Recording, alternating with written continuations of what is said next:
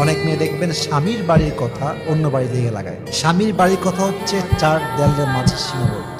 এটা বাহিরে বের করলেন মানেই আপনি শেষ, আপনার সব শেষ। অনেক মেয়েরা এটাকে খুব ইজি মনে করে যে আরে আমি বলতেই পারি, কি ব্যাপার, বলা যায়, সমস্যা। বোনের বাসায় গিয়ে বলে, বান্ধবীর কাছে গিয়ে বলে, মায়ের কাছে গিয়ে বলে। ইভেন আমার তো মনে হয় যে আজকালকার যুগে বেশিরভাগ ডিভোর্স হয়ে যায় জাস্ট মেয়ের মায়ের কুটনামির জন্য, ঠিক কিনা বলে?